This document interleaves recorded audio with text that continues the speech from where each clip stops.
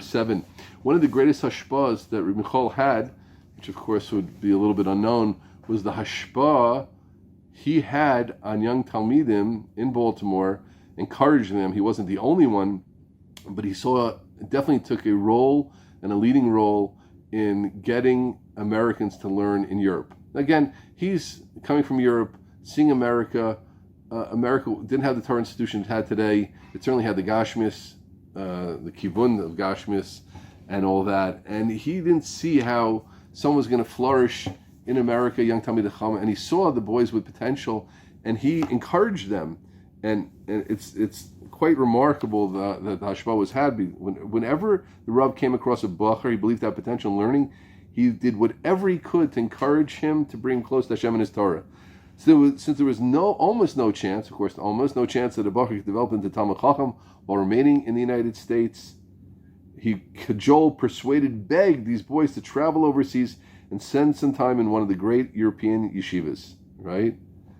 When it came to be makar of these precious neshamas, he gave his time liberally, describing the beauty and life of Torah, the importance of establishing one's home on secure foundations, and transmitting Yiddishkeit. Much of the information available regarding his life during this period is indeed culled from the many letters he wrote to the various bachrim and young men, endeavoring to instill within them a genuine appreciation for a life of Torah.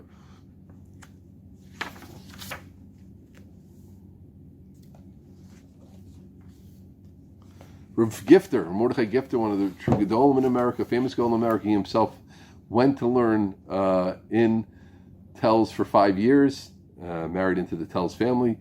At that point, became Rosh Yeshiva in Telz eventually. He gave money, he once related to me, to the author of the book. The Rav Forshlager gave money from his own pocket way out of proportion to what he had, and sometimes everything he had, in order to send boys to yeshiva in Europe.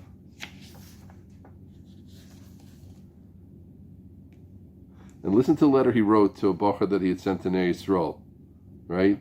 In honor of my most esteemed friend, beloved to me as my own self, a great Rav and Baki B'Torah and pure Avodas Hashem, a man of great worth, who with his penetrating vision, he's writing to a bacher, was able to discern the corruption of the time and place, its coarseness, run afoul with confusion. What a marvel to find a man such as this. I have written to wish you a ksiv chsimato. He's writing like he's writing to the Gadol Ador, right? He's already probably 45 or so, and Gadol himself. A blessing that your days and years should be long and pleasant and occupied with raising the flag of Torah in Yerushalayim Shemaim. May this coming year be one of redemption from the exile of this desert and the nations, and the redemption from the exile of the Erev Rav, which will be the ultimate end of the exile, etc. Letters written to a 20-year-old bacher who had left home to learn Ner Yisrael. This was his practice, to afford the greatest honor to those who succeeded in breaking the spell cast by American materialism. A few more about his role in this. This is interesting. So Rav Gifter himself one time said a drasha in shul.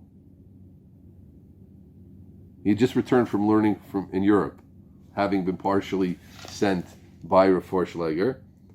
And Rav Forshlager was at the shir that Rav Gifter gave, the young Rav Gifter. And the Rav got up and exclaimed to all those who were present, you should know that Rav Gifter would have made a superb lawyer. He gets up and says a drasha. Rav Gifter is back from Europe, figures a big, tremendous Talmid Chacham that he was. Then he says he would make a great lawyer. So Rav Gifter was taken aback a little bit. He says, does the Rebbe mean to imply that I would not succeed as a Rebbe or Rosh Yeshiva? Chas v'shalom! You have tremendous aptitude for teaching Torah. You could even become a Rosh Yeshiva. He foresaw that he would. But I wanted to give you a compliment that would make the people attending the shir appreciate your abilities. And unfortunately, the example I use is the best way to achieve that. So he understood the times. Rav Gifter once, this is fascinating.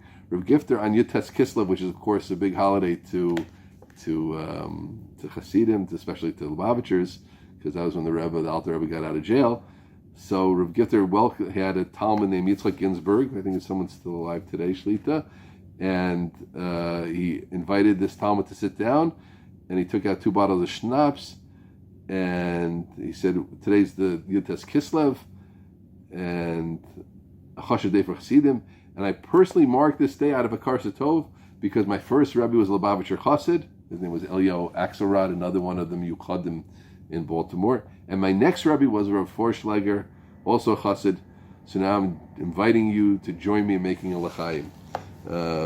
So as long as we're mentioning this, I just want to Zecher Tzadikim Levracha. I want to talk about others who were central in this role, unknown to the world, how much hashpah they had. Listen to this. There's someone specifically named Yehuda Davis. One of the first to go from Baltimore was a Talmud himself named Yehuda Davis, Hagon Rav Yehuda Davis. Under the influence of Rav Schwartz and Rav Forshlager, he was brave enough to take the plunge. And others that had left were Rav Gifter, Rav Scheinberg, Rav Victor Miller. Right? Now, this Rav Davis himself had a tremendous hashpah specifically on sending others. And it was said that Rav Davis was responsible for half of the Torah in America. So I love this because there's always like the main story. I've told the story of Rav Aaron Cutler, and for sure Rav Aaron deserves all the credit. But there were others, Rav Chanan set the way a little bit, and there are people like Yehuda Davis who sent Americans. Just when you think about these people, Rav Scheinberg, Rav Gifter, Rav Victor Miller's hashpah goes on and on and on today, that had a hashpah in setting up Torah in America, sending young Bacharim who would have never ever dreamt of such a thing to go to Europe, which was obviously a total watershed experience for them and for American Jewry.